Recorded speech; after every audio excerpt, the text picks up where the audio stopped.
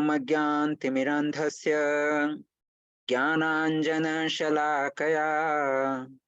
चक्षुरुन्मीलितं येन तस्मै श्रीगुरुवे नमः। नमो विष्णुपादाय कृष्णपृष्ठाय भूतले श्रीमते भक्तिवेदान्त स्वामिन्निति नामिने। नमस्ते सारस्वते देवे गौरवाणी प्रचारिणे निर्विशेष शून्यवादी पाश्चात्य देशतारिणे। हे कृष्ण करुणा सिंधो दीनबंधो जगत्पते गोपेश गोपिका कांत राधा कांत नमोस्तुते। तप्त कांचन गौरांगी राधे वृंदावनेश्वरी वृषभानुसुते देवी प्रणमामि हरिप्रिये। जय श्री कृष्ण चैतन्य प्रभु नित्यानंद श्री अद्वैत गदाधर श्रीवासादि गौर भक्त वृंद। हरे कृष्णा कृष्णा कृष्णा हरे हरे, हरे राम राम राम हरे हरे। हरे कृष्णा। पिछली क्लास में हमने जो है 3 श्लोक जो है हमने देखे थे, है ना। पिछली क्लास में हमने 3 श्लोक देखे, जिसमें जो है किस प्रकार से पहले श्लोक में हमने देखा कि जो धृतराष्ट्र हैं वो संजय से पूछ रहे हैं कि युद्ध की इच्छा से एकत्र हुए मेरे तथा पांडु के पुत्रों ने जो है क्या किया, है ना। फिर उसके बाद दुर्योधन। हरे कृष्णा, मेरी आवाज नहीं आ रही क्या? एक सेकंड मैं चेक करता हूँ। प्रभु जी आ रही है। जी माता जी, ये प्रभु बोल रहे हैं कि उनको आवाज नहीं आ रही है।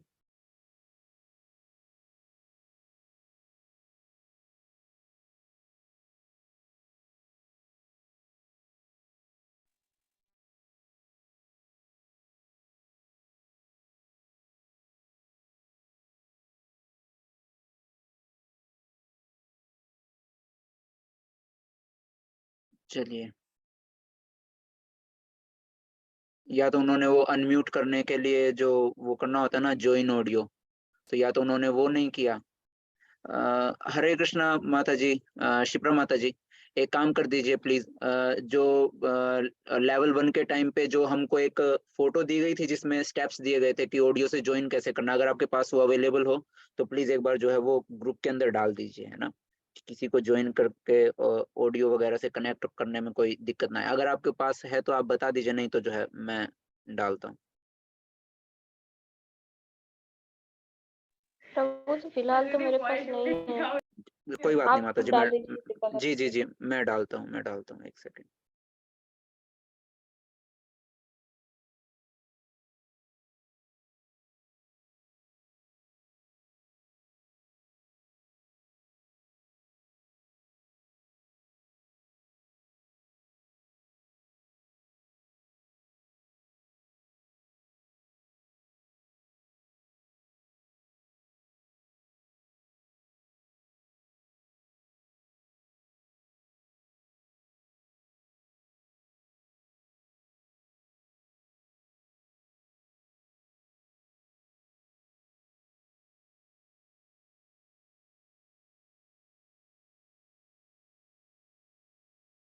चलिए शुरू करते हैं तब तक।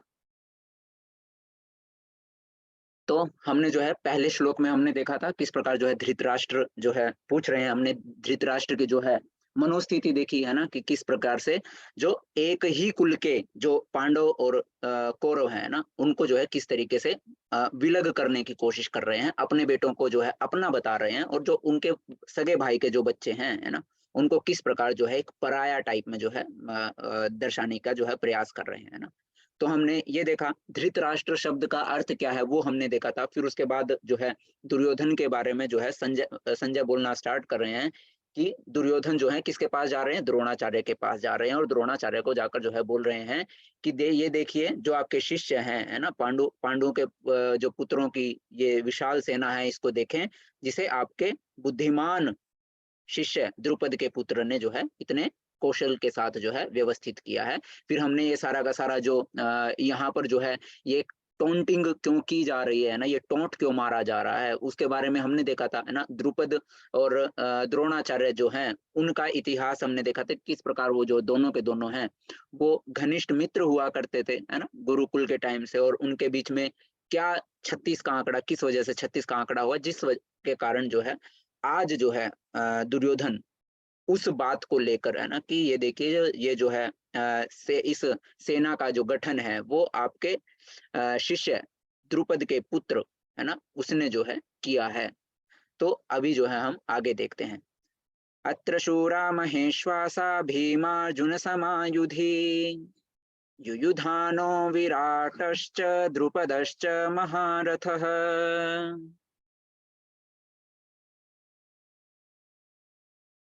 अभी दुर्योधन बोल रहे हैं कि इस सेना में अर्जुन के समान युद्ध करने वाले अनेक वीर धनुर्धर हैं, यथा महारथी युयुधान, विराट तथा द्रुपद, है ना।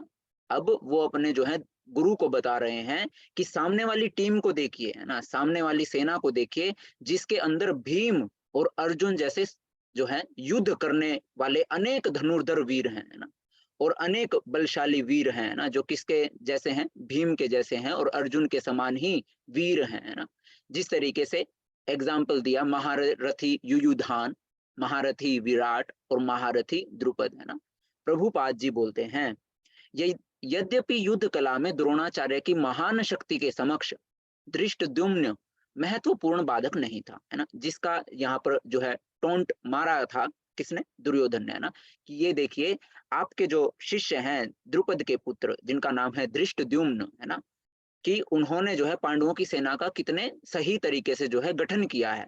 तो प्रभुपाद जी बोल रहे हैं कि वैसे देखा जाए तो क्योंकि धृष्टद्युम्न जो है वो द्रोणाचार्य का शिष्य है, तो ऐसा नहीं है कि धृष्टद्युम्न कोई महत्वपूर्ण बाधक है ना, द्रोणाचार्य के सामने।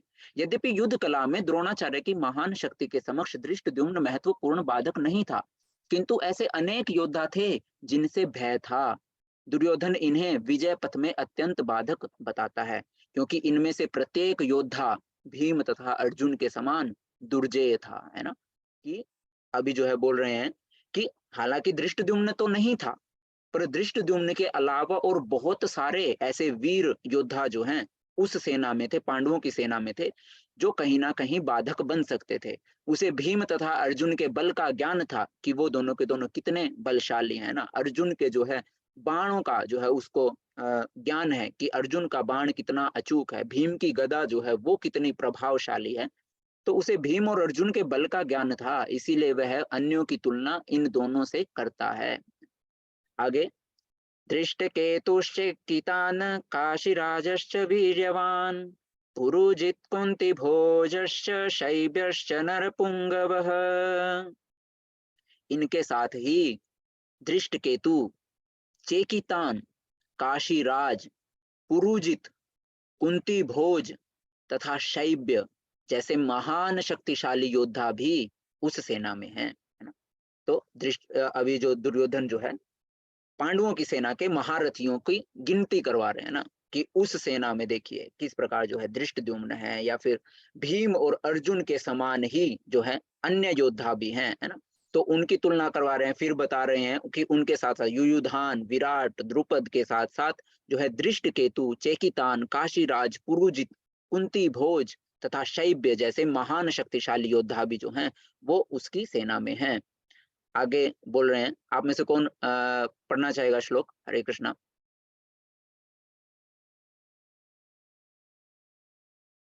भूमिका माता जी अनम्यूट कीजिए। युधामन्यु च विक्रांता उत्तमौजा च वीर्यवान् सौभद्रा द्रौपदेय च सर्वे एव महारथ। जी हरे कृष्णा। हरे सीमा सीमा माता जी हरे कृष्णा। हिंदी पढ़िए ट्रांसलेशन। हरे कृष्ण प्रभु जी। जी हरे कृष्णा माता जी। पराक्रमी युधामन्यु, अत्यंत शक्तिशाली, उत्तम मौजा, सुभद्रा का पुत्र तथा द्रौपदी के पुत्र, ये सभी महारथी हैं।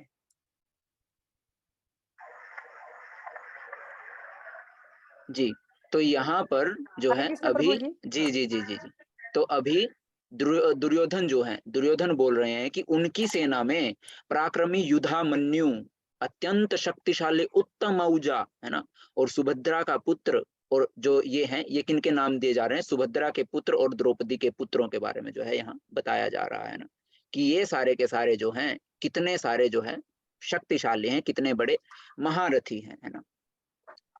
तो अभी आगे देखते हैं। अस्माकं तो विशिष्टाये तान्निबोध द्विजोत्तम, नायका मम सैन्यस्य संज्ञार्थं तान् ब्रवीमि ते।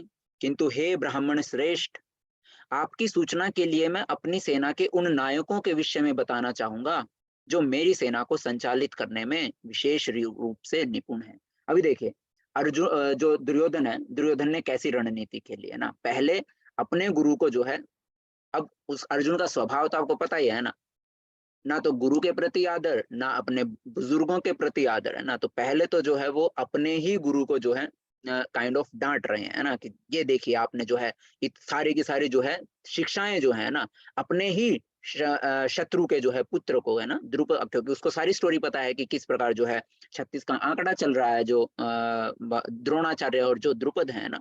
बट फिर भी बोल रहे हैं कि आप मतलब अब जो है आपको पता होते हुए भी कि द्रुपद का जो पुत्र है वो आपकी मृत्यु का कारण बनेगा, है ना, और फिर भी आपने उसको वो सारी की सारी शिक्षाएं प्रदान की, है ना, वो सारी की सारी शिक्षाएं प्रदान की जो एक महान योद्धा के पास होती हैं। और आज वो सारी की सारी शिक्षाएं लेकर आपके ही अगेंस्ट आकर खड़ा हो गया, है ना, आपके ही ऑपोजिट जो टीम है उसमें आपके साथ लड़ने के लिए ही, है ना, आपके खिलाफ लड़ने जो है के लिए खड़ा हुआ है। और आपने जो विद्याएं, जो शिक्षाएं उसको दी थी वो आपके खिलाफ जो है यूज करने वाला है।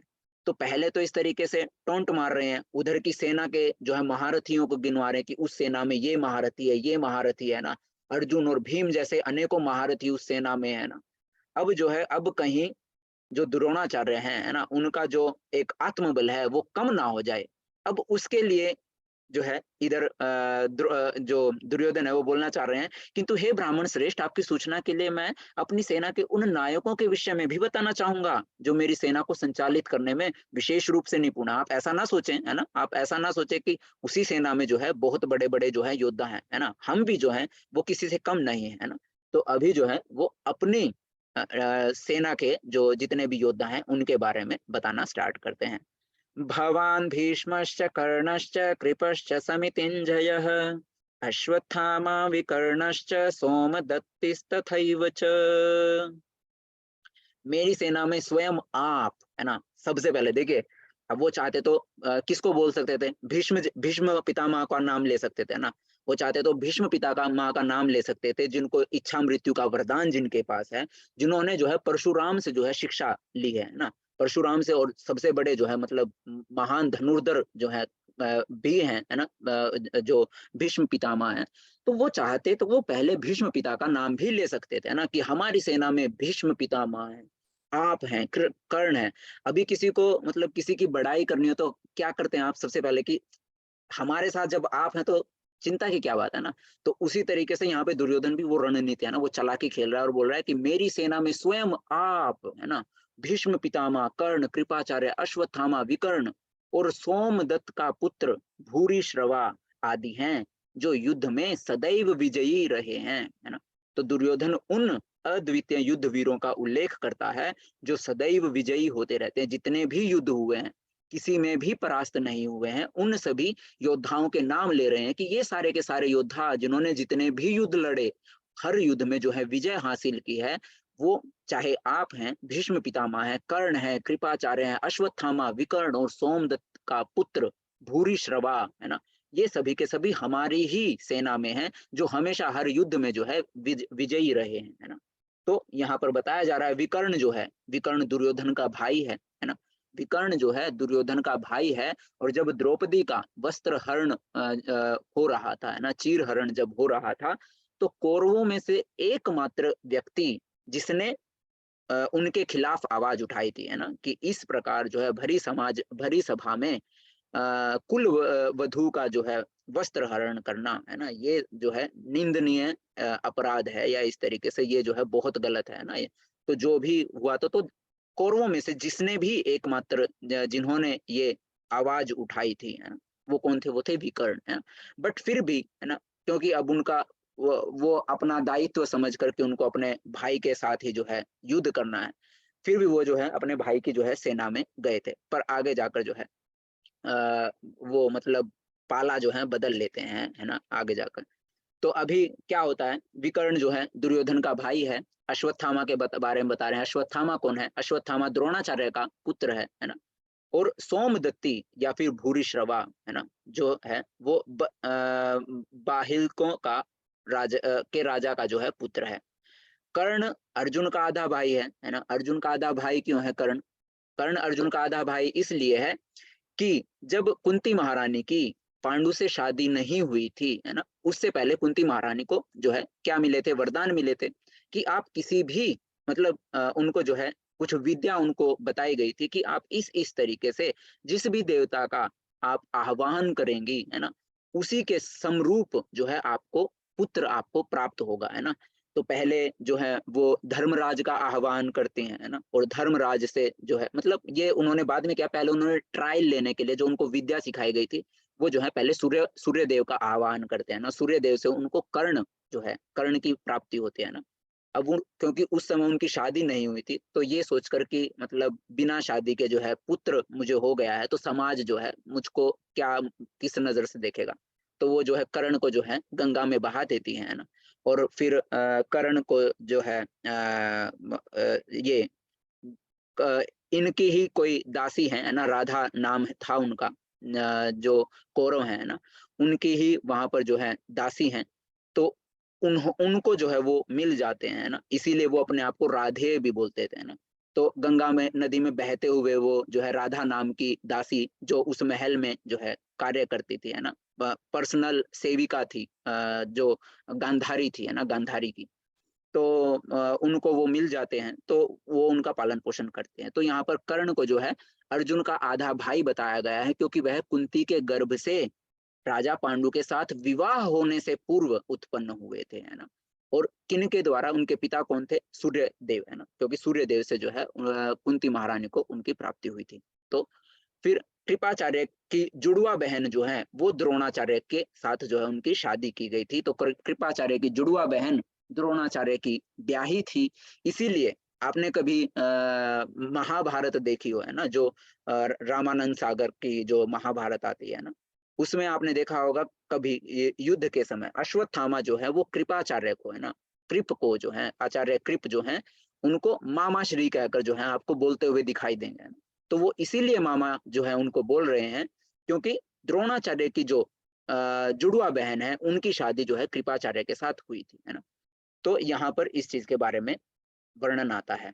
अन्य च बहवः शूरा मदर्थे त्यक्त जीवितः नाना शस्त्र परहरणा सर्व युद्ध विशारदाः।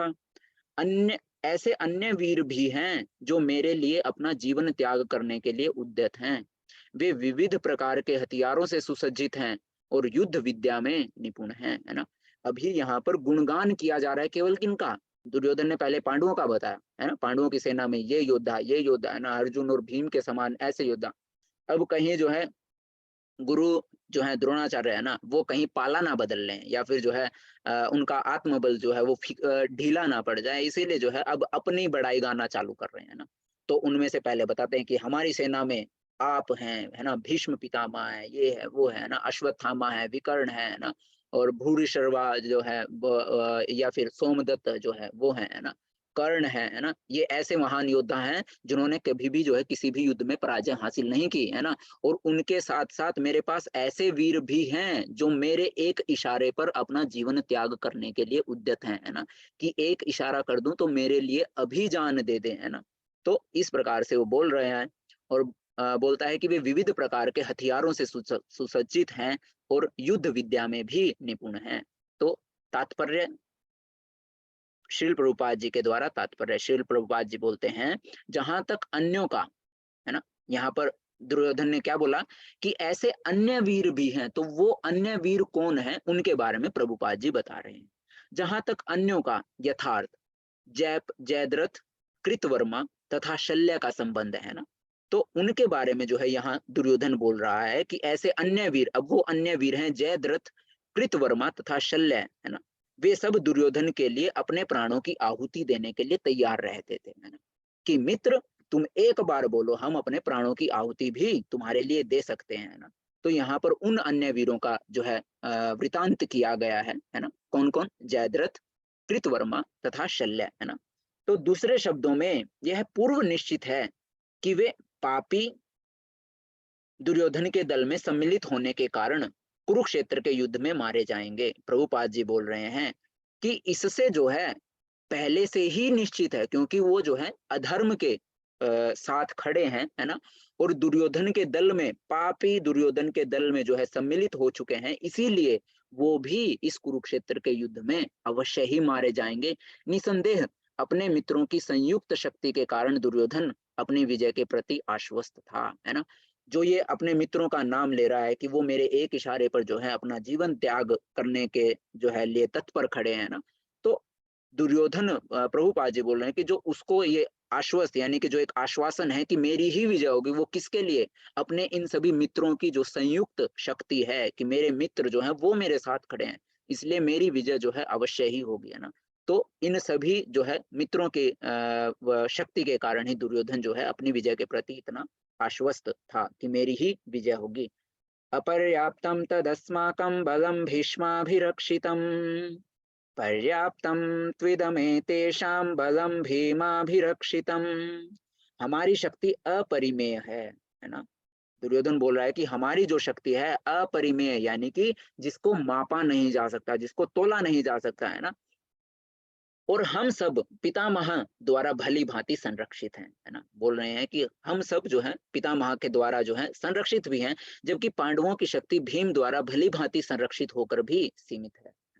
बोल रहे हैं कि हमारी शक्ति, पहली बात तो अपरिमेय है ना, हमारी शक्ति को कोई माप ही नहीं सकता।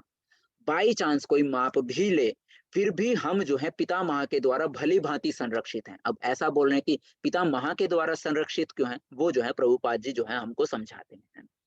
यहाँ पर दुर्योधन ने तुलनात्मक शक्ति का अनुमान प्रस्तुत किया है। वो तुलना कर रहे हैं अपनी शक्तियों में और पांडवों की शक्तियों में। वह सोचता है कि अत्यंत अनुभवी सेना नायक भीष्म पितामह के द्वारा विशेष रूप से संरक्षित होने के कारण उसकी सशस्त्र सेनाओं की शक्ति जो है वो अपरिमेय है।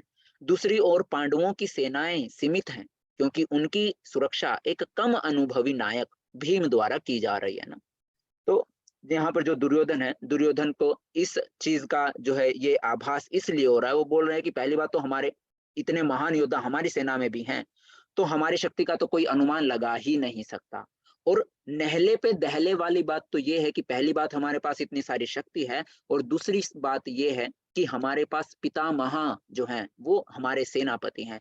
पितामह जो हैं इतने वृद्ध हैं, उन्होंने इतने युद्ध जो है युद्धों में जो है विजय हासिल की है कि उनको अनुभव जो है ना, हम उनके अनुभव की छत्र छाया में हम युद्ध कर रहे हैं, है ना। तो इसीलिए हम पितामह द्वारा भली भांति सुरक्षित है, जिनका एक्सपीरियंस जो है वो पांडवों की सेना का जो सेनापति है भीम, उसकी तो उम्र ही क्या है ना, भीम की तो उम्र ही क्या है ना, तो उसको कोई एक्सपीरियंस नहीं है ना। बल्कि हमारे जो भीष्म पितामह जो हमारे सेनापति हैं, वो जो है उनको पूरे जीवन का एक्सपीरियंस है। तो हम जो है पूरे तरीके से संरक्षित हैं या सुरक्षित हैं ना, उनके द्वारा भली भांति जो है संरक्षित है। और कहीं ना कहीं उनके मन में ये भी चल रहा है, क्योंकि उसको ये पता है कि पितामह को जो है जब तक सेना नायक खड़ा है तब तक किसी भी जो है सेना की पराजय नहीं हो सकती। अब हम सभी को पता है कि भीष्म पितामह को जो है इच्छा मृत्यु का वरदान मिला होता है कि वो जब चाहेंगे तभी जो है वो प्राण त्यागे। तो कहीं ना कहीं वो बात भी जो है मन में उनके थी। दूसरी ओर पांडवों की सेनाएं सीमित हैं, है ना। पहली बात तो लोग ही कम है उनकी सेना में, क्योंकि उनकी सुरक्षा एक कम अनुभवी नायक द्वारा जो है की जा रही है ना। जितने भी जो पांडवों की जो सेना है उसका नायक कौन है, भीम है, जो भीष्म पितामह से उम्र में कम है। उनके जो है एक्सपीरियंस में, अनुभव में भी जो है कम है। तो यहाँ पर जो है भीष्म की तुलना में जो है भीम की शक्ति को जो है बोल रहे हैं कि नगण्य, यानी कि गिनती ही नहीं है ना? कहाँ तो भीष्म पितामह और कहाँ ये जो है बिना अनुभव वाला एक छोटा-सा बालक, यानी कि इस तरीके से जो है दर्शाने का प्रयास कर रहे हैं। दुर्योधन सदैव भीम से ईर्ष्या करता था, क्योंकि वह जानता था कि यदि उसकी मृत्यु कभी हुई तो वह भीम के द्वारा ही होगी। किंतु साथ ही उसे दृढ़ विश्वास था कि भीष्म की उपस्थिति में उसकी विजय निश्चित है, क्योंकि भीष्म कहीं अधिक उत्कृष्ट सेनापति हैं। वह युद्ध में विजयी होगा, यह उसका दृढ़ निश्चय था। हालांकि दुर्योधन जो है भीम से जो है बहुत ईर्ष्या करता था, है ना? ईर्ष्या के कारण उनको जो है विष दे दिया था खीर में, है ना? खीर में विष दिया, और भी जो है बहुत सारे जो है बचपन में उसने भीम के साथ जो है इस ईर्ष्या के कारण जो है बहुत बार जो है उसको मारने का प्रयास किया, है ना? फिर उसके बाद बड़े हुए तो लाक्षागृह का जो कांड जो हुआ, है ना? लाक्षागृह में आग लगाई थी, वो सारा का सारा उस जलन के जो है चलते ही सारा का सारा हुआ था, है ना? तो यहाँ पर जो है हालांकि वो जो है दुर्योधन भीम से हमेशा ईर्ष्या करता रहा है ना, और उसको ये चीज का भान भी था, है ना, कि अगर कोई उसको मार सकता है तो वो केवल और केवल भीम ही है जिसके द्वारा उसकी मृत्यु हो सकती है। इस चीज का पता होते हुए भी वो कहीं ना कहीं निश्चिंत है, किसके कारण? भीष्म पितामह की उपस्थिति के कारण, है ना, कि इतने बड़े जो है सेना नायक है ना, वो हमारे साथ है, हमारे सेना नायक है, इतने बड़े जो है अनुभवी व्यक्ति हमारी सेना का जो है संचालन कर रहे हैं, तो उसको जो है अब अपनी मृत्यु की भी काइंड ऑफ चिंता नहीं है ना, क्योंकि उनकी जो सेना है, उनकी सेना के सेनापति स्वयं भीष्म पितामह थे, है ना?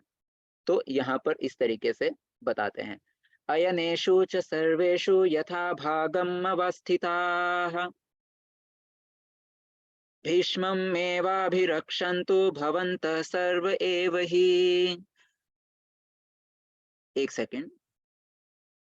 पांडव की सेना नायक भीम नहीं बल्कि धृष्टद्युम्न जी, पहले मतलब डिसाइड होता है कि मतलब भीम को, है ना, भीम क्योंकि सबसे जो है ज्यादा बलशाली थे उनकी उसमें, है ना, बट बाद में जो है डिसाइड किया गया कि नहीं, भीम को जो है मंझले भाई को जो है सेना नायक ना वो करके किसको सेना नायक बनाया जाए, जो द्रुपद के पुत्र धृष्टद्युम्न है ना, उनको जो है सेना नायक जो है बना दिया गया था, है ना।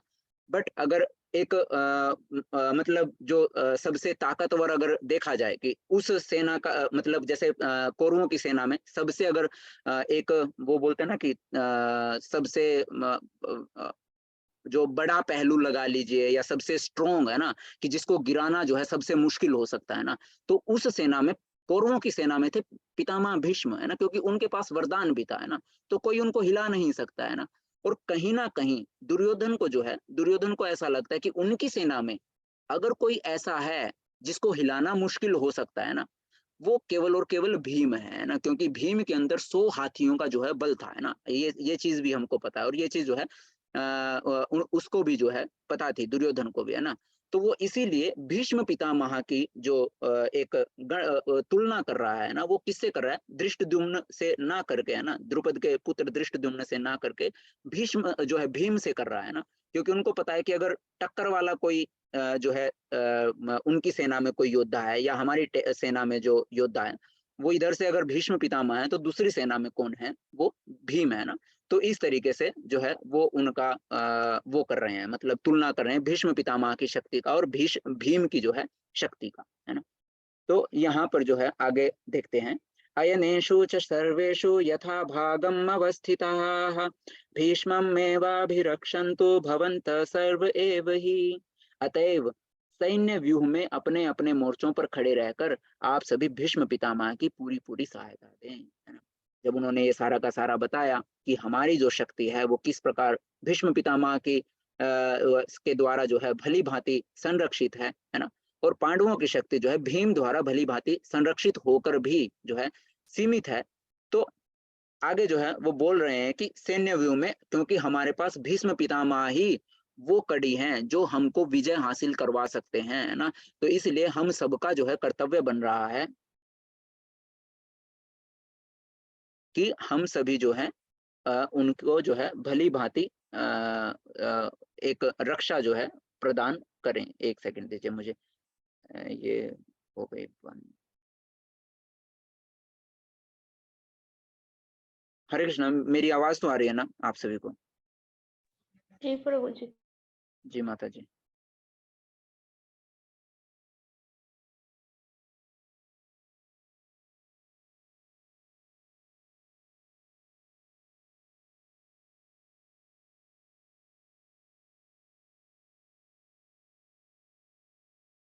Recording in progress.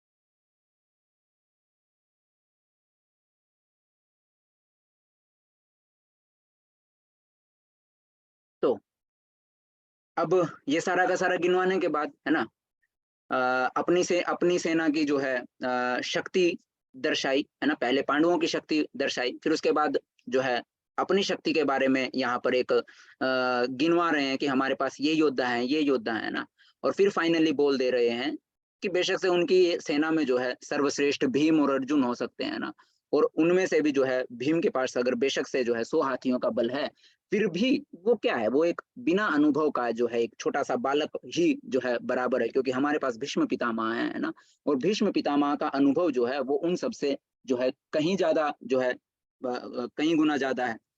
तो उनके उस अनुभव की छाया में हम जो हैं सुरक्षित हैं, इसीलिए हमारा जो है कर्तव्य बनता है कि अतएव सैन्य व्यूह में अपने अपने मोर्चों पर खड़े रहकर आप सभी भीष्म पितामह को पूरी पूरी सहायता दें, है ना। इसलिए हम सब जो है और आप जो हैं, हमारी ड्यूटी बनती है, क्योंकि भीष्म पितामह ही जो है वो सबसे ताकतवर कड़ी है जो हमको विजय की तरफ लेकर जाने वाले हैं। तो उनकी सुरक्षा जो है वो हमारा परम दायित्व बनने वाला है, इसलिए हम जो है पूरे तरीके से जो है हम भीष्म पितामह की सहायता दें, ऐसा करके जो बोल रहे हैं। भीष्म पितामह के शौर्य की प्रशंसा करने के बाद दुर्योधन ने सोचा कि कहीं अन्य योद्धा यह न समझ लें कि उन्हें कम महत्व दिया जा रहा है ना। तो देखिए कितना दिमाग लगा रहे हैं ना, पहले एक तरफ जो है एक की बड़ाई करके अब दूसरा जो है नाराज ना हो जाए, तो अब दूसरों को भी ये कि ऐसा नहीं है कि मैं जो है केवल उसको ही यहाँ पर मुझे कोई और दिखाई नहीं दे रहा ना, मैं जो है तुम्हारे बारे में सबके बारे में चिंता कर रहा हूँ, तुम भी जो हो बहुत ताकतवर हो, है ना।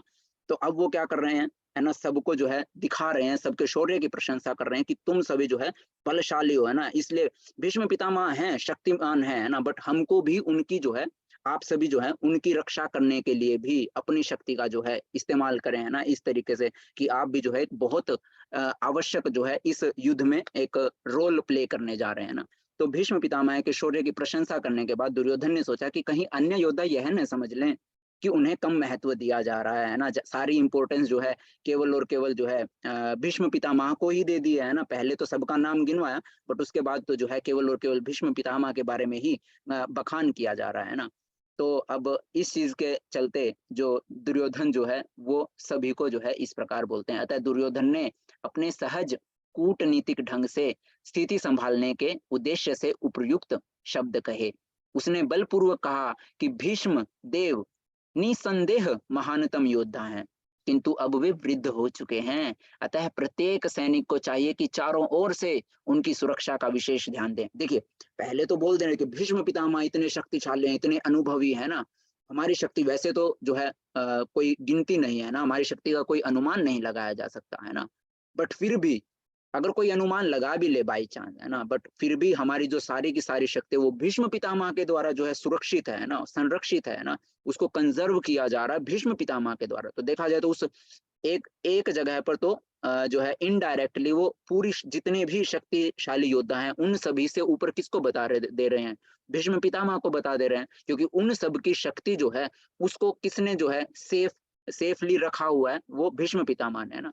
अब कहीं सारे के सारे जो ये ना समझ जाए कि उनको कोई भाव ही नहीं दे रहा है, या सबसे ज्यादा जो है श्रेष्ठ केवल और केवल पितामह को ही यहाँ माना जा रहा है, तो वो इस तरीके से कूटनीतिक ढंग से जो है इस सिचुएशन को संभालने के लिए बोल रहे हैं ना कि देखो, हाँ भीष्म पितामह जो है बहुत जो है अनुभवी है ना, बट देखो वो थोड़े से वृद्ध हो चुके हैं ना, उम्र हो चुकी है उनकी, तो वो अकेले नहीं कर पाएंगे, है ना। अब हमारी जिम्मेवारी है ना, कि हम उनकी रक्षा करें। पहले बोल रहे हैं कि वो हमारी रक्षा करने वाले हैं, और अभी जाके बोल रहे हैं कि अभी वो बूढ़े हो चुके हैं ना, तो हमको उनकी रक्षा करनी है ना, इस तरीके से। तो अतः प्रत्येक सैनिक को चाहिए कि चारों ओर से उनकी सुरक्षा का विशेष ध्यान रखे। हो सकता है कि वे किसी एक दिशा में युद्ध करने में लग जाएं और शत्रु इस व्यस्तता का लाभ उठा ले। अतः यह आवश्यक है कि अन्य योद्धा मोर्चों पर अपनी अपनी स्थिति पर अडिग रहें और शत्रु को व्यूह न तोड़ने दें। दुर्योधन को पूर्ण विश्वास था कि कुरुओं की विजय भीष्म देव की उपस्थिति पर ही निर्भर है ना। ये चीज हमने देखी कि उसको इस चीज का ही विश्वास था कि अगर कौरवों की विजय होगी तो वो केवल और केवल भीष्म पितामह के कारण ही होगी, है ना। अब वो क्यों होगी? पहली बात तो अनुभव, है ना। इतने सारे युद्ध जो है परशुराम के शिष्य, और सबसे बड़ी बात उनको कोई हरा नहीं सकता जब तक उनकी इच्छा ना हो, है ना। उनके पास जीवन मृत्यु का जो है वरदान है ना।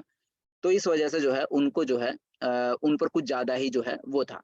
तो उसे युद्ध में भीष्म देव तथा द्रोणाचार्य के पूर्ण सहयोग की आशा थी, क्योंकि वह अच्छी तरह जानता था कि इन दोनों ने उस समय एक शब्द भी नहीं कहा था जब अर्जुन की पत्नी द्रौपदी को असहाय अवस्था में भरी सभा में नग्न किया जा रहा था, और जब उसने उनसे न्याय की भीख मांगी थी, है ना।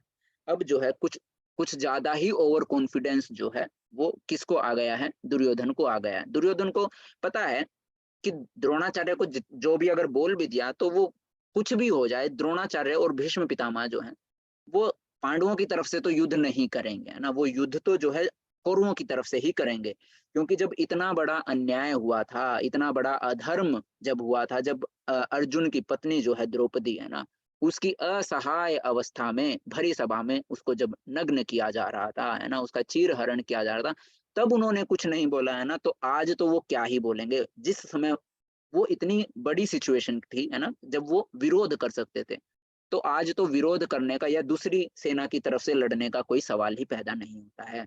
वह जानते हुए भी इन दोनों सेनापतियों के मन में पांडवों के लिए स्नेह था। दुर्योधन की आशा थी कि वे इस स्नेह को उसी तरह त्याग देंगे जिस तरह उन्होंने द्यूत क्रीड़ा के अवसर पर किया था। उसको ये चीज पता है कि जो द्रोणाचार्य हैं और भीष्म पितामह हैं, उन दोनों के मन में पांडवों के लिए अगाढ़, है ना, प्रगाढ़ प्रेम, है ना, जिसकी तुलना भी नहीं की जा सकती, है ना। इतना प्रेम है, पर फिर भी उस स्नेह को, उस प्रेम को आज भी वो उसी तरीके से त्याग देंगे, है ना, जिस तरीके से जब द्रौपदी का चीरहरण हुआ था उस समय उन्होंने उस स्नेह को त्याग दिया था, है ना। तो काइंड ऑफ इस तरीके से जो है दुर्योधन के जो है मन में बात चल रही है। तस्य संजनयः तस्य संजनयहन् हर्षं कुरु वृद्ध पितामहः सिंहनादं विनद्योच्चै शंखं दद्मौ प्रतापवान्। तब कुरुवंश के वयोवृद्ध परम प्रतापी एवं वृद्ध पितामह ने सिंह गर्जना की सी ध्वनि करने वाले अपने शंख को उच्च स्वर से बजाया, जिससे दुर्योधन को हर्ष हुआ। अभी प्रभुपाद जी बताते हैं कि कुरुवंश के वयोवृद्ध, सबसे वृद्ध, सबसे जो बड़े हैं, है ना, पितामह ने अपने पुत्र दुर्योधन का मनोभाव जो है जानने के बाद, है ना, कुरुवंश के वयोवृद्ध पितामह अपने पुत्र, अपने पौत्र दुर्योधन का मनोभाव जान गए थे, है ना, और उनके प्रति अपनी स्वाभाविक दयावश उन्होंने उसे प्रसन्न करने के लिए अत्यंत उच्च स्वर से अपना शंख बजाया, जो उनकी सिंह के समान स्थिति के अनुरूप था। पितामह ने देख लिया अर्जुन जो दुर्योधन है ना, दुर्योधन के मन में क्या भाव जो है चल रहे हैं। तो अब जिस तरीके से वो सोच रहा है कि हमारे पास जो है भीष्म पितामह है ना, तो हमारी हार नहीं हो सकती किसी भी सिचुएशन में ना। तो भीष्म पितामह ये जान गए थे, तो अब अपने पोते को खुश करने के लिए, अपने पौत्र को खुश करने के लिए वो सिंह जैसी, सिंह की गर्जना जैसा जो है शंख नाद करते हैं, है ना। अप्रत्यक्ष रूप में शंख के द्वारा प्रतीकात्मक ढंग से उन्होंने अपने हताश पौत्र दुर्योधन को बता दिया कि उन्हें युद्ध में विजय की आशा नहीं है, क्योंकि दूसरे पक्ष में साक्षात भगवान कृष्ण हैं। फिर भी युद्ध का मार्गदर्शन करना उनका कर्तव्य था और इस संबंध में वे कोई कसर नहीं रखेंगे, है ना। अभी अपने पोते को जो है खुश करने के लिए, जिस प्रकार उसके मन में जो भाव है कि हमारे पास पितामह है तो हमको डरने की आवश्यकता नहीं है, ऐसा वैसा, है ना, तो उसको खुश करने के लिए पितामह भीष्म जो है वो एक बार शंखनाद तो कर देते हैं ना। अब इनडायरेक्टली या फिर अप्रत्यक्ष रूप में उस शंखनाद से वो दुर्योधन को कहीं ना कहीं ये भी बता रहे हैं, है ना, अपने हताश पोते को ये भी बताना चाह रहे हैं कि इस युद्ध में विजय की जो है, कौरवों की विजय की कोई भी आशा नहीं है ना। क्यों नहीं है? क्योंकि दूसरे पक्ष में साक्षात भगवान कृष्ण हैं। पर फिर भी क्योंकि उनको दायित्व दिया गया है ना, उनको एक जो है ड्यूटी दी गई है कौरवों की सेना का सेनापति के रूप में, है ना। तो वो बोल रहे हैं कि फिर भी युद्ध का मार्गदर्शन उनका जो है करना उनका कर्तव्य था सेनापति होने के नाते, और इस संबंध में वे कोई कसर नहीं रखेंगे ना।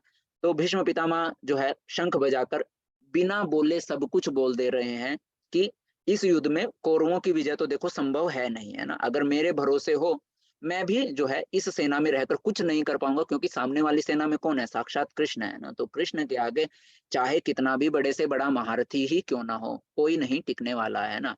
तो बोल रहे हैं कि बट फिर भी, है ना, फिर भी तुमने मुझे ये जो है कर्तव्य पालन करने के लिए मुझे ये ड्यूटी तुमने सौंप दी है ना, सेनापति के रूप में।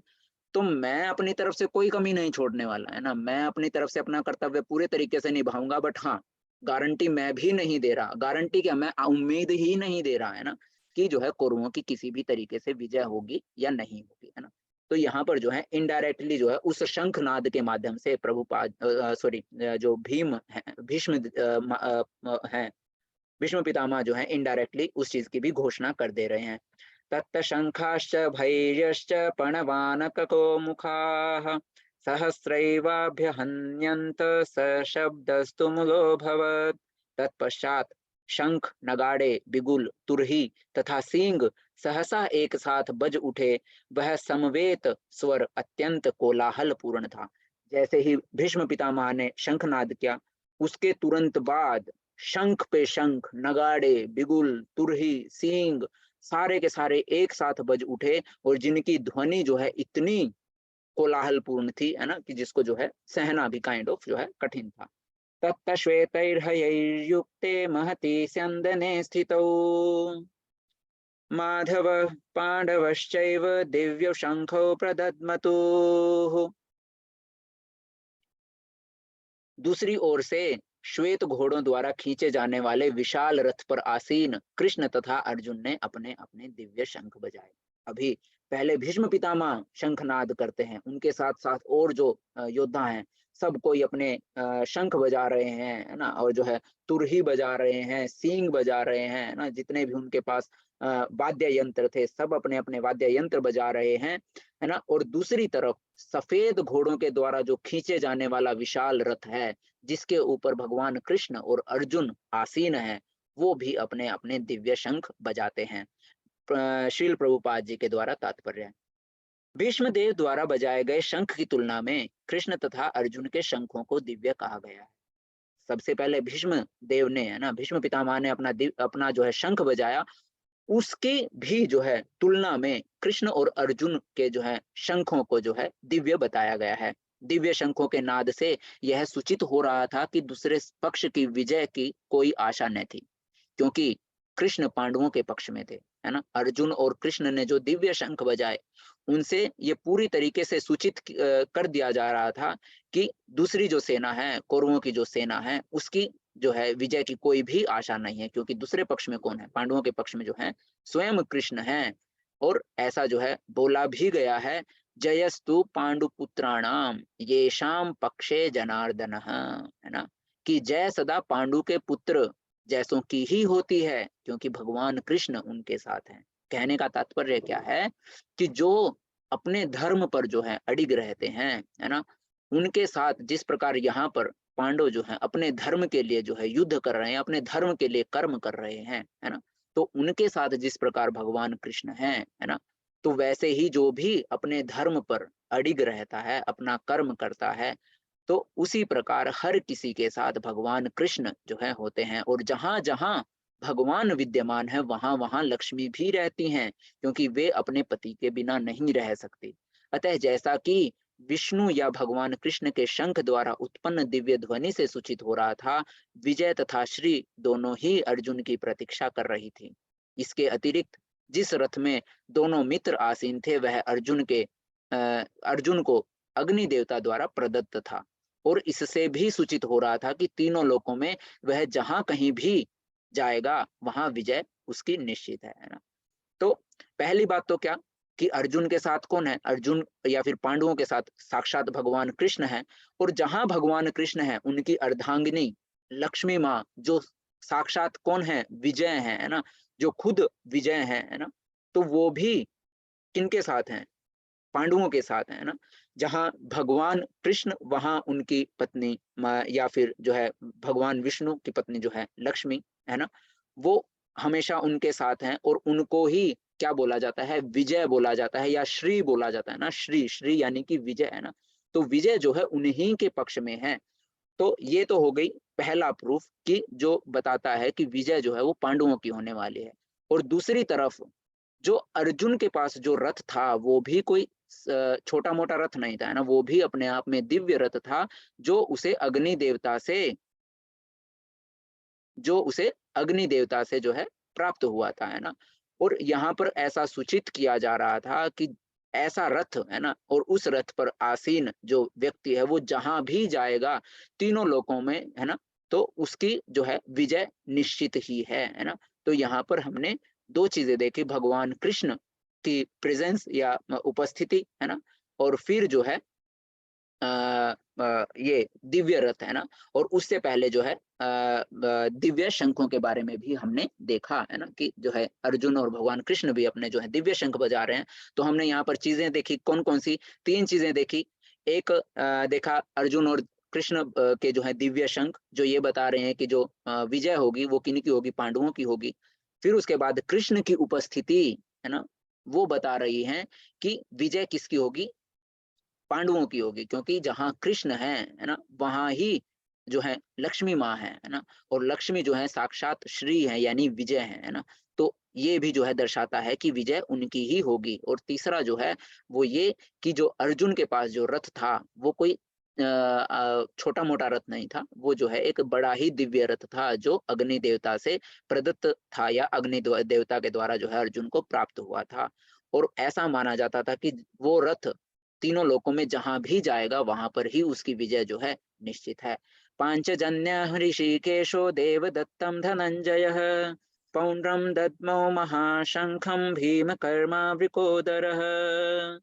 भगवान कृष्ण ने अपना पांचजन्य शंख बजाया। अब यहाँ पर उन शंखों के बारे में चर्चा होने जा रही है, उन शंखों के नाम बताए जाने जा रहे हैं ना, कि किसने कौन सा दिव्य शंख बजाया। जी जी जी, अभी जो है उसके बारे में सरकार राज प्रभु जी, अभी उसके बारे में भी जो है यहाँ पर आगे चर्चा होगी। भगवान कृष्ण ने अपना पांचजन्य शंख बजाया, अर्जुन ने देवदत्त शंख, अति भोजी एवं अति मानवीय कार्य करने वाले भीम ने पौंड्र नामक शंख बजाया। भगवान कृष्ण ने शंख कौन सा बजाया, पांचजन्य है ना। अर्जुन ने देवदत्त नामक शंख बजाया, और भीम जो है, भीम ने पौंड्र नामक शंख बजाया, है ना। फिर उसके बाद यहाँ पर जो है प्रभुपाद जी तात्पर्य बताते हैं और समझाते हैं। इस श्लोक में भगवान कृष्ण को ऋषिकेश कहा गया है ना। ऋषिकेश का अर्थ है जो समस्त इंद्रियों के स्वामी हैं, है ना। तो क्योंकि वे समस्त इंद्रियों के स्वामी हैं, सारे जीव उनके भिन्न अंश हैं, अतः जीवों की इंद्रियां भी उनकी इंद्रियों के ही अंश हैं। क्योंकि निर्विशेषवादी जीवों की इंद्रियों के कारण बताने में असमर्थ हैं, इसलिए वे जीवों को इंद्रिय रहित या निर्विशेष कहने के लिए उत्सुक रहते हैं। तो क्या बता रहे हैं कि जो ऋषिकेश हैं उनको जो है समस्त इंद्रियों का स्वामी कहा जाता है ना। इसीलिए जो है कृष्ण भगवान को जो है ऋषिकेश कहा गया। ऋषिकेश का अर्थ है जो अपनी समस्त इंद्रियों को अपने काबू में रखते हैं ना। इसके बारे में हम आगे जानेंगे, है ना, कि समस्त इंद्रियों को अपने वश में रखने से जो है क्या तात्पर्य है। और आपने लेवल 1 में भी जो है इस चीज को समझने का प्रयास किया होगा, है ना। तो सारे जीव जो हैं वो उनके ही अलग अलग जो है अंश हैं, है ना। अतः जीवों की जितनी भी इंद्रियां वो भी क्या है, वो भी उनकी ही इंद्रियों के अंश हैं। हालांकि निर्विशेषवादी जीवों की इंद्रियों का कारण बताने में असमर्थ हैं। जितने भी निर्विशेषवादी जो जीव हैं वो इन इंद्रियों का कारण बताने में असमर्थ हैं, इसलिए वे जीवों को इंद्रिय रहित या निर्विशेष कहने के लिए उत्सुक रहते हैं। यहाँ पर निर्विशेषवादियों के बारे में बताया गया है, यानी कि निर्विशेषवादी कौन, निर्विशेषवादी जो हैं, यानी कि जो भगवान के निराकार स्वरूप की जो है पूजा करते हैं ना। तो यहाँ पर निर्विशेषवादी कौन है ना, और इसके बारे में भी जो है हम आगे प्रभुपाद जी हमको बताएंगे, है ना।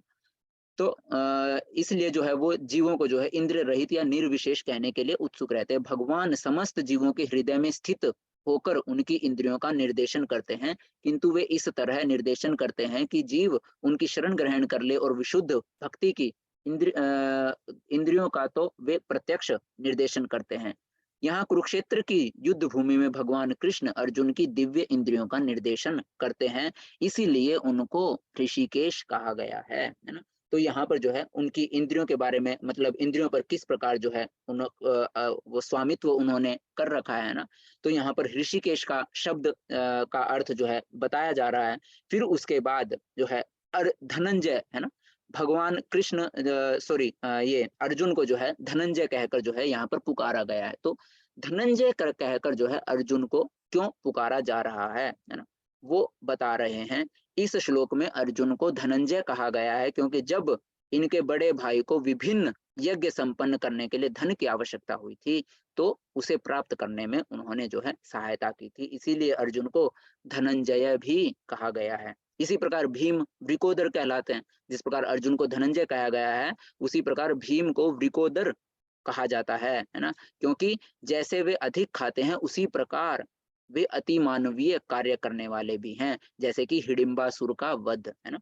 तो इस प्रकार जो है बताया जा रहा है कि भीम को जो है वृकोदर कहा जाता है, क्योंकि वो अति मानवीय है, यानी कि जो साधारण मनुष्य नहीं कर सकता है ना, जो असाधारण मनुष्य जो कार्य करता है, वैसे वैसे असाधारण कार्य वो करते हैं। क्योंकि उन्होंने, जैसे कि एग्जाम्पल दिया गया है कि हिडिंबासुर का उन्होंने वध किया था, पांडवों के पक्ष में श्री कृष्ण इत्यादि विभिन्न व्यक्तियों द्वारा विशेष प्रकार के शंखों का बजाया जाना युद्ध करने वाले सैनिकों के लिए अत्यंत प्रेरणाप्रद था। विपक्ष में ऐसा कुछ न था, न तो परम निर्देशक भगवान कृष्ण थे, न ही भाग्य की देवी जो है श्री ही थी, है ना। अतः युद्ध में उनकी पराजय पूर्व निश्चित थी। शंखों की ध्वनि मानो यही संदेश दे रही हो, है ना। आगे, अनंत विजयम राजा कुंती पुत्रो युधिष्ठिरः नकुल सहदेवश्च सुघोषमणि पुष्पकौ काश्यश्च परमेश्वास शिखंडे च महारथः धृष्टद्युम्नो विराटश्च सात्यकिश्चापराजितः द्रुपदो द्रौपदेयाश्च सर्वश पृथिवीपते सौभद्रश्च महाबाहु शंखा दद्मु पृथक् पृथक्।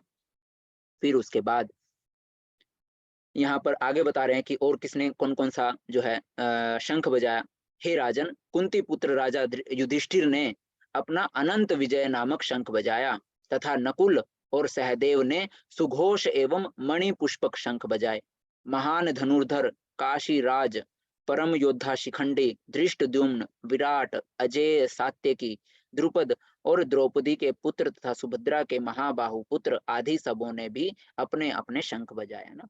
फिर यहाँ पर जो है उनके और जो थे, युधिष्ठिर ने कौन सा शंख बजाया? अनंत विजय नामक शंख युधिष्ठिर ने बजाया। नकुल और सहदेव ने अपने सुघोष एवं मणि पुष्पक नामक जो है शंख बजाए, और इसी प्रकार और जितने भी परम वीर योद्धा थे उन सभी ने अपने अपने जो है शंखों का यहाँ पर नाद किया है ना। तो प्रभुपाद जी कहते हैं कि संजय ने राजा धृतराष्ट्र को अत्यंत चतुराई से यह बताया कि पांडु के पुत्रों को धोखा देने तथा राज्य सिंहासन पर अपने पुत्रों को आसीन कराने का अविवेकपूर्ण नीति श्लाघनीय नहीं थी, है ना। कि उन्होंने जो ये अत्यंत चतुराई से पांडु के पुत्रों को धोखा देने के बाद और राज्य सिंहासन पर अपने पुत्रों को बैठाने की जो ये नीति उन्होंने अपनाई थी, वो कोई चतुराई वाला काम नहीं उन्होंने किया है ना। लक्षणों से पहले से ही यह सूचित हो रहा था कि इस महायुद्ध में सारा कुरुवंश मारा जाएगा। भीष्म पितामह से लेकर अभिमन्यु तथा अन्य पौत्रों तक विश्व के अनेक देशों के राजाओं समेत उपस्थित सारे के सारे लोगों का विनाश जो है निश्चित था। यह सारी दुर्घटना राजा धृतराष्ट्र के कारण होने जा रही थी, क्योंकि उसने अपने पुत्रों की कुनीति को प्रोत्साहन दिया था। ये देखिए जी। हरे कृष्णा माता जी, एक सेकंड। क्लास की टाइमिंग क्या है? 9:30 तक होगी जी। आज का जो है टाइम क्या हुआ है अभी? 5:47। 9:30 मैं पहले जो है आज थोड़ा-सा वो हो गया, अभी हम जो है जी, जी, जी। 3 या 4 श्लोक और हम वो करने वाले हैं ना, 4 श्लोक हम और देखेंगे, उसके बाद जो है क्लास फिनिश करेंगे, है ना? 4 श्लोक और। तो आप सभी के डाउट्स लेंगे, है ना? आप सभी के डाउट्स लेंगे, 4 श्लोक और बचे हुए हैं, फिर उसके बाद आधा चैप्टर बचेगा, इसमें जो है 45 श्लोक है ना? 45 श्लोक में से आज जो है हम 24 श्लोक के आस-पास आज हम कर लेंगे, फिर उसके बाद बचे हुए श्लोक जो हैं वो हम कल देखेंगे, है ना? तो इस तरीके से तो कल हमारा जो ये पूरा का पूरा जो चैप्टर है वो पूरा हो जाएगा, कंप्लीट हो जाएगा, है ना? तो क्लास जो है वैसे तो 1 घंटे में फिनिश हो जाता, बट आज हमारा आधा घंटा जो है वो स्टार्टिंग में खराब हो गया, है ना? वो टेक्निकल इश्यू की वजह से। तो अभी एक बार हम देख लेते हैं ना यहाँ पर।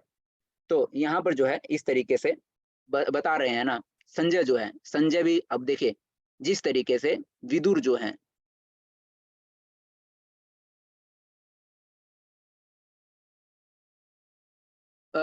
मेरा नाम दिया होगा प्रभु जी, चेक कीजिए।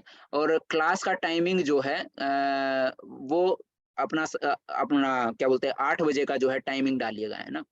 उसमें टाइमिंग अगर आप फॉर्म फिल कर रहे हैं अटेंडेंस के लिए, है ना? तो उसमें जो है आप 8 बजे का जो है टाइम डालें, और टीचर नेम जो है विवेक प्रभु जी करके दिया होगा, है ना? वो आप जो है कर सकते हैं, है ना? तो यहाँ पर जो है इस तरीके से संजय जो है बता रहे हैं कि तुमने जो भी अपने पुत्रों की भलाई के लिए और जो पांडवों के पुत्रों को जो है इस राजगद्दी से जो है अलग करने के लिए जो भी ये कुनीति तुमने अपनाई है ना? उसका जो है बुरा ही परिणाम आने वाला है ना? कोई भी कुरु जीवित नहीं रहने वाला है ना? सभी के सभी मारे जाएँगे, सभी के सभी मारे जाएँगे। और इनडायरेक्टली बता रहे हैं कि इस सभी का उत्तरदायित्व केवल और केवल किसको जाता है? केवल और केवल धृतराष्ट्र को जाता है, क्योंकि धृतराष्ट्र ने क्या किया था? धृतराष्ट्र ने अपने पुत्रों की कुनीति, है ना? का जो है प्रोत्साहन किया था। देखिए, हम सभी जो हैं, आप में से आप जितने भी बड़े हैं, हम है ना, मेरे जितने भी जो है सम एज है ना, मेरी एज के जितने भी यहाँ पर यूथ है ना, तो आपने भी देखा होगा ना, माँ-बाप हमेशा आपको कहते हुए सुने होंगे, है ना? आप अगर बहुत सारे जो हैं यहाँ पर प्रभु जी, माता जी जो हैं वो भी जो हैं हमसे बहुत बड़े हैं ना, तो उनके भी बच्चे हैं। तो हमेशा ऐसा बोला जाता है कि कभी भी जो है अगर बच्चे गलत कार्य करते हैं, तो उनको डाँटना चाहिए ना। अगर कुछ गलत कर रहे हैं तो उनको प्रोत्साहित नहीं करना चाहिए, बल्कि उनको डाँटना चाहिए ताकि वो गलती ना करें, है ना? क्योंकि वो एक छोटी-सी गलती का जो है प्रोत्साहन किया गया जो है, वो क्या हो सकता है आगे जाकर बहुत गलत परिणाम दे सकता है। यहाँ पर वही चीज़ जो है दिखाई जा रही है ना। अभी जो धृतराष्ट्र है, धृतराष्ट्र को पता है कि उसके बेटे जो हैं गलत कर रहे हैं, है ना? उसके बेटों ने गलत किया, फिर भी उसने क्या किया? अपने बेटों का जो है साथ दिया, है ना? अब इस पूरे सर्वनाश का कारण कौन बनेगा? धृतराष्ट्र बनेगा, क्योंकि वो बोला जाता है ना कि जब भी बच्चा गलत कार्य करे, अगर टाइम से बच्चे को डाँट दिया जाए, है ना? तो वो आगे जाकर कभी भी वो गलती नहीं करता है। बट एक बार अगर बच्चे को ढीला छोड़ दिया जाए, है ना? बचपन से ही सिखाया जाता है ना कि कोई भी गलत कार्य ना करे, और इसीलिए तो डाँटा जाता है ना? कि एक बार डाँट दे तो उसको ये भान हो जाए, ये एहसास हो जाए कि उसने जो किया वो गलत था, है ना? तो ताकि वो आगे वो गलती ना कर सके, और उसका जो साहस है वो और ना बढ़े उस गलती को करने के लिए ना।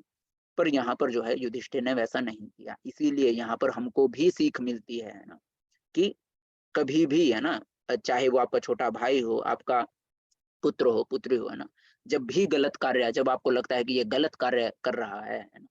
तो उसको प्रोत्साहित ना करने की बजाय उसको दंड देना, उचित समय पर उसको सीख सिखाना उचित है। नहीं तो जो है ऑब्वियस सी बात है, आगे जाकर वो फिर से वो गलती करेगा जो कहीं न कहीं जाकर उसके लिए जो है हानि का कारण बनेगी, है ना?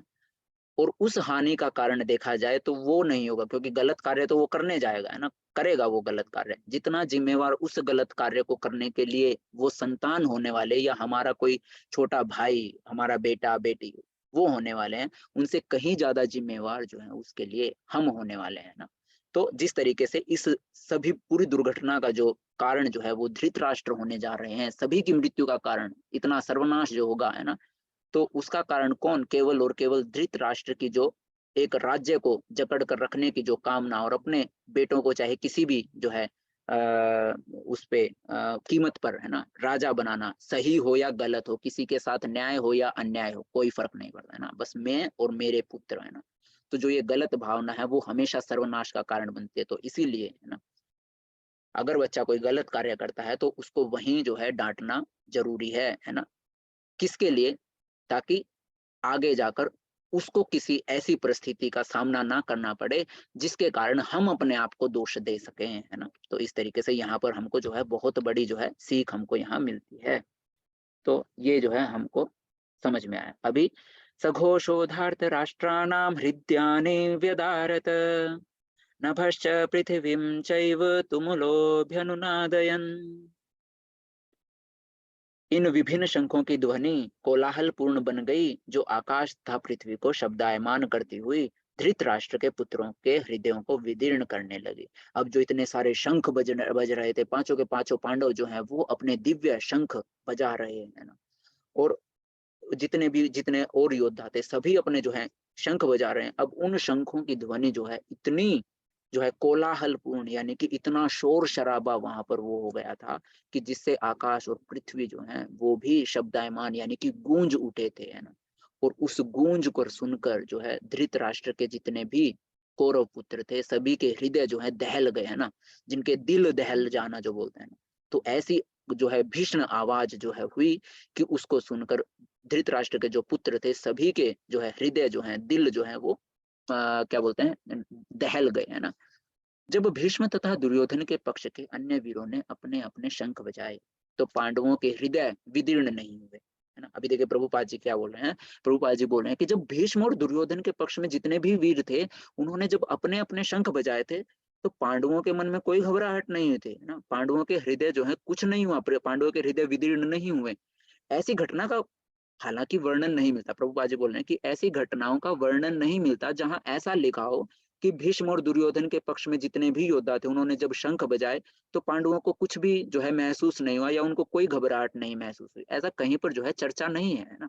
कोई ऐसा श्लोक भी नहीं दिया गया जहां पर ऐसा लिखा गया हो कि पांडव पक्ष में मतलब जब ऐसा हुआ तो पांडव पक्ष में जो है शंख नाद से इस तरीके से जो है देखने को मिला कि जब कौरवों की सेना में जब शंखनाद हुआ तो पांडवों के जो है दिल दहल गए।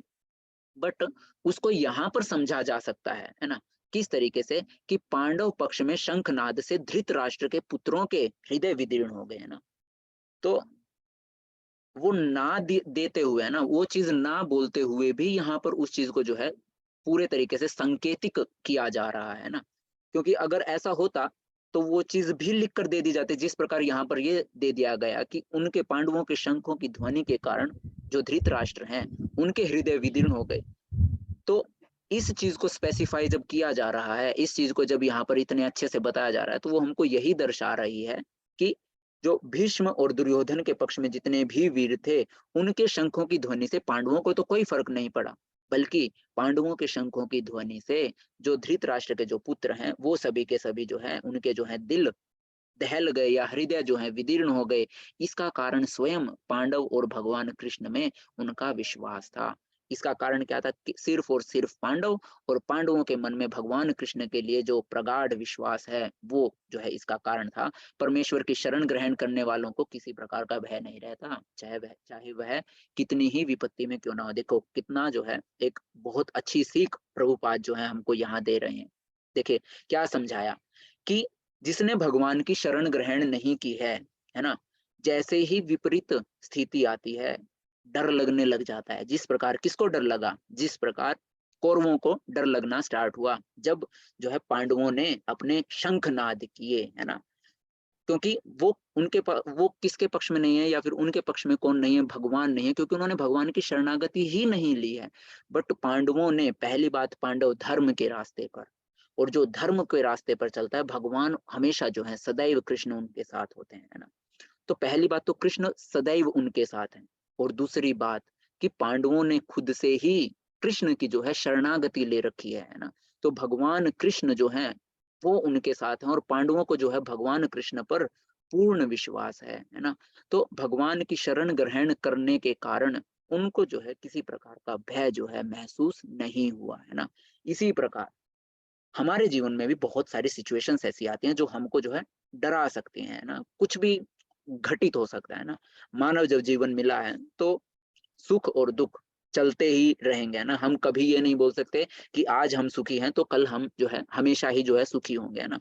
तो बहुत सारी सिचुएशंस जो है ऐसी आती हैं, पर विश्वास मानिए जिस प्रकार, है ना, देखिए प्रभुपाद जी जो है ना, और प्रभुपाद जी जिस तरीके से बोल रहे हैं, है ना, कि परमेश्वर की शरण ग्रहण करने वालों को किसी प्रकार का भय नहीं रह जाता, चाहे वह कितनी ही विपत्ति में क्यों ना हो, है ना। तो वो हमको भी ये संकेत दे रहे हैं कि जिस प्रकार पांडवों ने जो है भगवान की शरण ग्रहण की और इतना बड़ा जो है युद्ध लड़ने वो जा रहे हैं, और उनको तनिक भी जो है क्या भय नहीं है, तनिक भी जो है किसी प्रकार का डर नहीं है, है ना। सारे की सारा जो डर है वो स्वतः ही जो है समाप्त हो गया। इसी प्रकार हमको भी परमेश्वर की शरण ग्रहण करनी चाहिए, जिससे भौतिकता में या फिर इस भौतिक जीवन में जितनी भी कठिनाइयां हमारे जीवन में आएंगी, हमको जो है उनसे किसी प्रकार का भय नहीं लगेगा, है ना। तो यहाँ पर हमको जो है हमेशा के लिए जो है यूज करने के लायक एक सीख जो है भगवान प्रभुपाद जी जो है हमको दे रहे हैं ना। और विश्वास मानिए आगे जो है अ, जी भूमिका माता जी चेक करके बता देंगी माता जी। अगर आपको मतलब वो नहीं हो रहा है कि मतलब कोई ऑप्शन आपको शो हो रहा है तो आप स्क्रीनशॉट लेके वो कर सकते हैं, नहीं तो अगर बाय चांस वो होता है स्क्रीनशॉट भेज दीजिए, मेरे पास भेज दीजिए बाय चांस वो हो, है ना, कि आपको अगर ऐसा लग रहा हो कि आपकी अटेंडेंस हुई है कि नहीं हुई है ना, ताकि जो है हमारे पास सेफ रहे इस तरीके से आगे जाकर। जी, बस ये थोड़ा सा ये बचा हुआ है, इसको फिनिश करते हैं, फिर आपके डाउट्स लेते हैं। जी, तो यहाँ पर हमको एक लेसन हमको सीखने में मिला है जो हम अपने दैनिक जीवन में हम अपना सकते हैं। प्रभुपाद जी कृष्ण के बहुत बड़े जो हैं भक्त हैं, है ना। और भगवान जो हैं, भगवान कभी भी अपने भक्त का जो है कहा नहीं टालते, है ना। तो यहाँ पर प्रभुपाद जी भी बोल रहे हैं कि परमेश्वर की शरण ग्रहण करने वालों को किसी प्रकार का भय नहीं रह जाता, है ना, चाहे वह कितनी भी विपत्ति में क्यों ना हो। इसीलिए हमको भी जो है परमेश्वर की यानी कि भगवान कृष्ण की शरण ग्रहण करनी है ना, जिससे, है ना, उस शरणागति से ही जिस प्रकार पांडवों का के जीवन का जितना भी भय था उसका विनाश हुआ, उसी प्रकार हम सबके भी जीवन का जो भय है ना, वो सबका जो है विनाश स्वतः ही हो जाएगा। अथ व्यवस्थितान् दृष्ट्वा धार्तराष्ट्रान् कपिध्वजः प्रवृत्ते शस्त्र संपाते धनुरुद्यम्य पांडवः ऋषिकेशं तदा वाक्यम् इदं आह महीपते। अभी जो हनुमान जी के बारे में एक प्रभु बोल रहे थे ना, अभी वो बात आती है। उस समय हनुमान से अंकित ध्वजा लगे रथ पर आसीन पांडुपुत्र अर्जुन अपना धनुष उठाकर तीर चलाने के लिए उद्यत हुआ। हे राजन, धृतराष्ट्र के पुत्रों को व्यूह में खड़ा देखकर अर्जुन ने श्री कृष्ण से ये वचन कहे। युद्ध प्रारंभ होने ही वाला था। प्रभुपाद जी जो है तात्पर्य बताते हैं, प्रभुपाद जी बोल रहे हैं कि युद्ध प्रारंभ होने ही वाला था।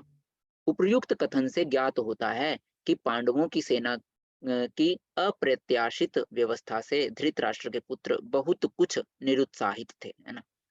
तो युद्ध शुरू होने वाला था, और युद्ध शुरू होने वाला था और साथ के साथ जो है बताया जा रहा है कि पांडवों ने जिस प्रकार से सेना का जो है गठन किया था, है ना, उस व्यवस्था को देखकर धृतराष्ट्र के जो पुत्र हैं निरुत्साहित यानी कि उत्साह जो था काइंड ऑफ डर गए थे, है ना, बहुत ज्यादा जो है डर गए थे, क्योंकि युद्ध भूमि में पांडवों का निर्देशन स्वयं भगवान कृष्ण के आदेशानुसार हो रहा था।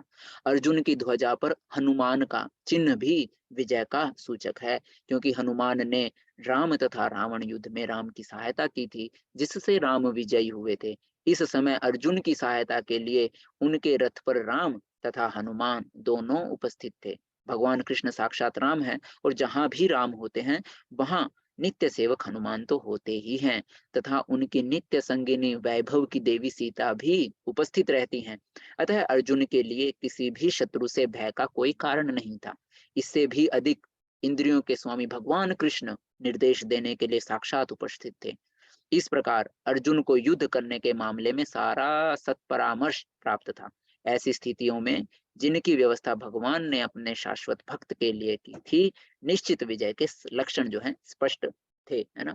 तो यहाँ पर क्या बता दिया गया कि उस रथ पर जो ध्वजा लगी हुई थी उस पर कौन थे? हनुमान का जो है चिन्ह अंकित था, है ना? और हनुमान जी का जो चिन्ह अंकित था वो भी एक विजय का सूचक था। किस प्रकार से? जिस प्रकार हनुमान जी ने जब राम जी और रावण के युद्ध में राम जी की सहायता की थी, तो राम जी को जिस प्रकार विजय प्राप्त हुई थी, उसी प्रकार अर्जुन की सहायता के लिए भी उनके रथ पर स्वयं राम उपस्थित हैं कृष्ण स्वरूप में, और हनुमान जी जो हैं वो अपने उस ध्वजा पर जो है उस अंकित के या फिर उस चिन्ह के माध्यम से जो है उपस्थित हैं, है ना? तो भगवान कृष्ण जो हैं साक्षात राम हैं, और जहाँ भी राम रहते हैं वहाँ नित्य सेवक हनुमान होते ही होते हैं, है ना? और जहाँ राम है हनुमान भी हैं, और उनकी नित्य संगिनी भगवती सीता भी, है ना? जो साक्षात वैभव की देवी हैं या विजय की देवी है ना? अतः अर्जुन के लिए किसी भी शत्रु से जो है भय का कोई भी कारण नहीं रह जाता है। और सबसे बड़ी बात, उनके साथ कौन है? भगवान कृष्ण साक्षात उनके साथ हैं, जो उनको निर्देश दे रहे हैं कि किस प्रकार क्या करना है, किस प्रकार क्या नहीं करना है ना? तो यहाँ पर जो है इन सब चीजों से जो है ये एक ज्ञात होता है कि जो विजय जो है वो केवल और केवल पांडवों की होने वाली है। तो हमने कुछ लक्षण हमने पहले देखे, है ना? क्या क्या-क्या हमने देखा था? हमने देखा था कि उन्होंने जो दिव्य शंख उन्होंने बजाए, है ना? कृष्ण जी की उपस्थिति, कृष्ण जी के साथ-साथ लक्ष्मी जो साक्षात श्री हैं, उनकी उपस्थिति, दिव्य जो रथ है वो, है ना? और हमने देखा किस प्रकार हनुमान जी का जो चिन्ह है वो, है ना?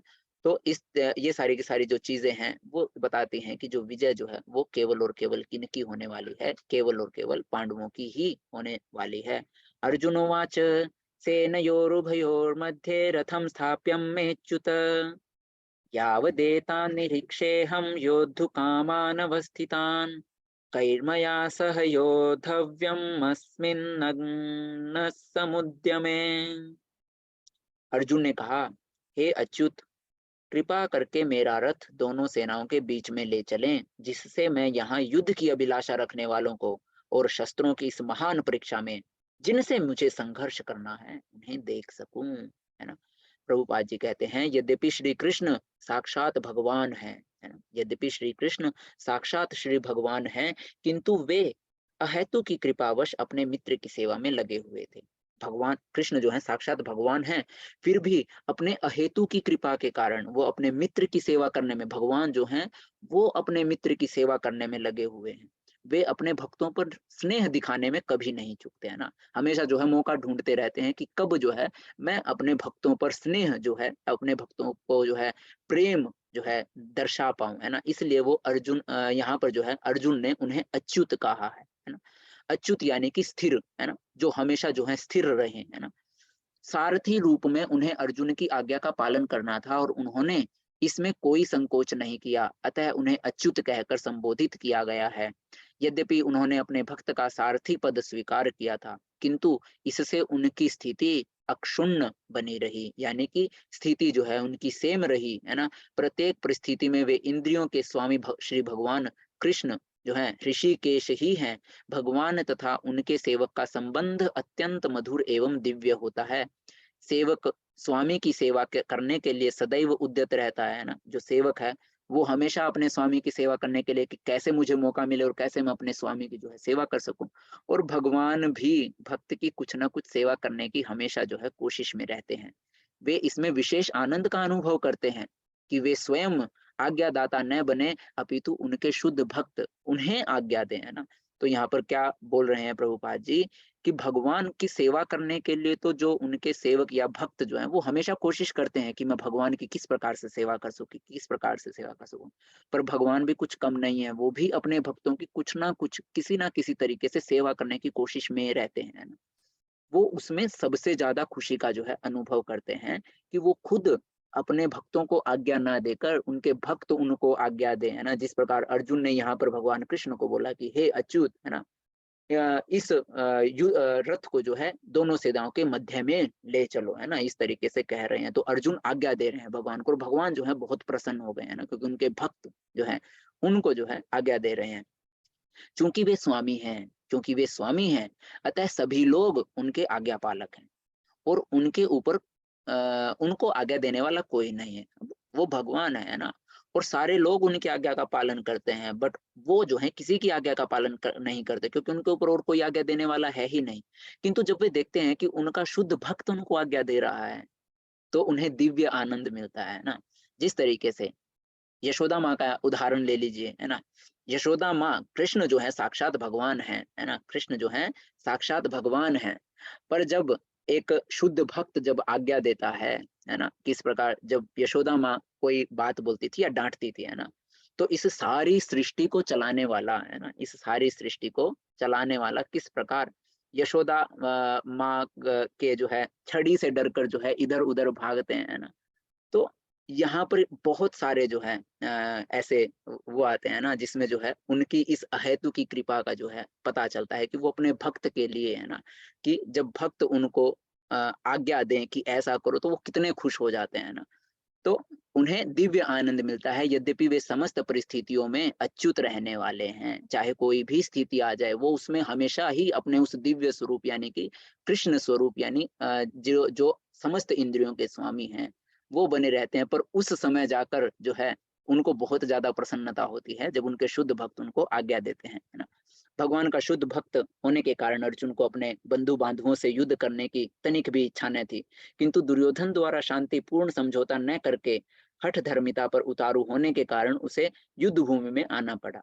अतः वह यह जानने के लिए अत्यंत उत्सुक था कि युद्ध भूमि में कौन कौन से अग्रणी व्यक्ति उपस्थित हैं।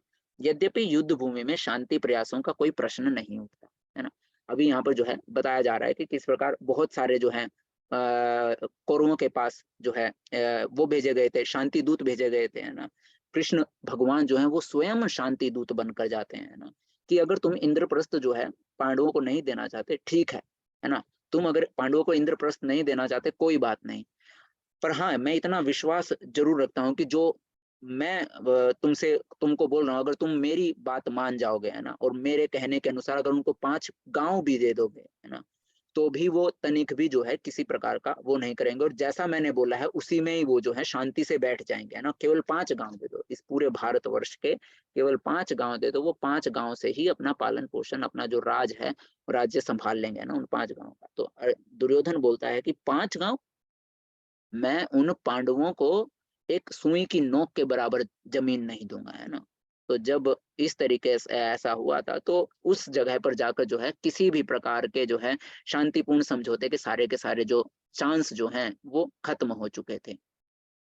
और अब तो फाइनली जो है वो सारे के सारे युद्ध भूमि में आ गए हैं। तो अगर समझौता होना तो होता तो वो युद्ध भूमि से पहले होता, युद्ध भूमि में आने के बाद तो समझौते की कोई आशा ही नहीं रह जाती, है ना। इसीलिए यहाँ पर जो है ये बताया गया है, यद्यपि युद्ध भूमि में शांति प्रयासों का कोई प्रश्न ही नहीं उठता, तो भी वह उन्हें फिर से देखना चाह रहा था, और यह देखना चाह रहा था कि वे इस अवांछित युद्ध पर किस हद तक तुले हुए हैं, है ना। अब वो ये देखना चाह रहे थे कि जो सामने वाले जो टीम है ना, वो इस अवांछित या फिर अधर्म का जो युद्ध लड़ने जा रही हैं, और इधर से जो पांडव जो अवांछित यानी कि जिस युद्ध को वो नहीं चाहते, करना भी नहीं चाहते, है ना, उस पलड़े पर वो जो है किस प्रकार से जो है किस हद तक जो है वो तुले हुए हैं। तो आगे बोलते हैं, योत्स्यं मानानवेक्षेऽहं य एतेऽत्र समागताः धार्तराष्ट्रस्य दुर्बुद्धे युद्धे प्रियचिकीर्षवः। मुझे उन लोगों को देखने दीजिए जो यहाँ पर धृतराष्ट्र के दुर्बुद्धि पुत्र दुर्योधन को प्रसन्न करने की इच्छा से लड़ने के लिए आए हुए हैं। पहले बोलते हैं कि युद्ध को जो है, इसको रथ को जो है दोनों सेनाओं के मध्य ले चलिए, ताकि मैं ये देख पाऊं कि यहाँ पर इस धृतराष्ट्र के दुर्बुद्धि यानी कि बेवकूफ, है ना, जिसकी बुद्धि जो है बुद्धि का विनाश हो गया है ना, और मूर्ख, है ना, मूर्ख पुत्र को खुश खुश करने के लिए, उसको प्रसन्न करने के लिए, उसके लिए लड़ने के लिए कौन कौन आया, पहले मैं ये तो देख लूं, है ना। तात्पर्य यह है, प्रभुपाद जी कहते हैं कि यह सर्वविदित था कि दुर्योधन अपने पिता धृतराष्ट्र की साठ गांठ से पापपूर्ण योजनाएं बनाकर पांडवों के राज्य को हड़पना चाहता था। अतः जिन समस्त लोगों ने दुर्योधन का पक्ष ग्रहण किया था, वे उसी के समान अधर्मा रहे होंगे। अर्जुन युद्ध प्रारंभ होने के पूर्व यह तो जान ही लेना चाहता था कि कौन कौन से लोग आए हुए हैं, किंतु उनके समक्ष समझौता का प्रस्ताव रखने की उसकी कोई योजना नहीं थी, है ना। वो बीच में जो जा रहे हैं, दोनों सेनाओं के मध्य जा रहे हैं, वो किसी प्रकार का समझौते का प्रस्ताव रखने के लिए नहीं जा रहे हैं, बल्कि ये देखने के लिए जा रहे हैं कि इस अन्याय के साथ युद्ध कौन, मतलब इस अन्याय के का साथ कौन देने के लिए आया हुआ है ना, इसकी खुशी के लिए कौन इसके साथ जो है लड़ने के लिए आया, हमारे अगेंस्ट, है ना, हमारे खिलाफ। तो यह भी तथ्य था कि वह उनकी शक्ति का, जिसका उसे सामना करना था, अनुमान लगाने की दृष्टि से उन्हें देखना चाह रहा था। यद्यपि उसे अपनी विजय का विश्वास था, क्योंकि कृष्ण उसकी बगल में विराजमान थे, है ना। तो ये सारा का सारा जो है यहाँ पर होता है। उसको पता है कि उसकी जो है हार का कोई सवाल ही पैदा नहीं होता है ना, और उसको अपनी विजय का पूर्ण विश्वास है, क्योंकि भगवान कृष्ण जो है उसकी बगल में जो है विराजमान है ना।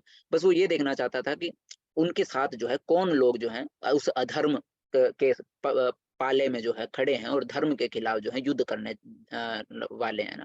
तो उनकी जो है एक शक्ति का अनुमान लगाने के लिए कि कौन कौन है ना। जिस प्रकार अभी कोई भी जब प्रतियोगिता होती है ना, तो हर प्रतियोगिता में पहले देखा जाता है कि किस प्रकार के प्रश्न पूछे जाते हैं, किस प्रकार के प्रश्न नहीं आते हैं ना। हम ऐसे ही किसी भी प्रतियोगिता में भाग लेने के लिए नहीं चले जाते हैं ना, जब तक हमको पता नहीं होता, चाहे कोई भी प्रतियोगिता हो, है ना। जब किसी प्रतियोगिता में भाग लिया जाता है तो हम ये देखते हैं कि हमारा जो ये युद्ध है या फिर हमारी जो लड़ाई है उस प्रतियोगिता में किसके किसके साथ है ना, हमारा कॉम्पिटिशन किसके साथ होने जा रहा है ना। तो उसके अकॉर्डिंग आप तैयारी करते हैं या उस तरीके से आप जो है अपने आप को संभालते हैं ना। तो इसी तरीके से जो है यहाँ पर जो अर्जुन है, अर्जुन भी देखना चाह रहे हैं कि उनका जो लड़ाई है वो किन किन के साथ जो है होने जा रही है, उनके कितने शक्तिशाली हैं, किस प्रकार से क्या है ना। संजय उवाच एवमुक्तो हृषीकेशो गुडाकेशेन भारत सेनयोरुभयोर्मध्ये स्थापयित्वा रथोत्तमम्। संजय ने कहा, हे भरतवंशी, अर्जुन द्वारा इस प्रकार संबोधित किए जाने पर भगवान कृष्ण ने दोनों दलों के बीच में उस उत्तम रथ को लाकर खड़ा कर दिया, है ना। तो इस श्लोक में जो है भगवान कृष्ण को जो है सॉरी अर्जुन को जो है गुडाकेश कहकर जो है बुलाया गया है, और भगवान कृष्ण को फिर से एक बार पुनः ऋषिकेश कहकर बुलाया गया है ना। तो अर्जुन को यहाँ गुडाकेश कहा जाता है।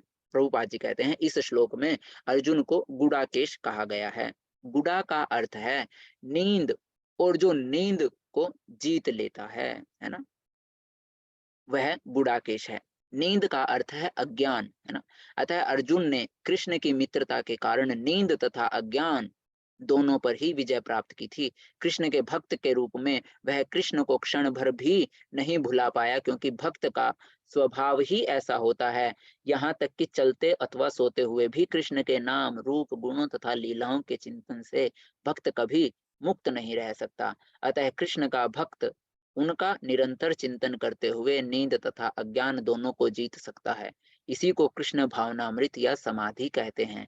प्रत्येक जीव की इंद्रियों तथा मन के निर्देशक अर्थात ऋषिकेश के रूप में कृष्ण अर्जुन के मंतव्य को समझ गए कि वे क्यों सेनाओं के मध्य में रथ को खड़ा करवाना चाह रहे थे। अतः उन्होंने वैसा ही किया और फिर वे इस प्रकार बोले। तो यहाँ पर जो है हम अपना आज का अध्याय समाप्त करते हैं ना। कल जो है श्लोका नंबर 25 से हम शुरू करेंगे, है ना। तो हरे कृष्णा, आप सभी का कोई सवाल है तो पूछ सकते हैं। जी माता जी अनम्यूट कीजिए।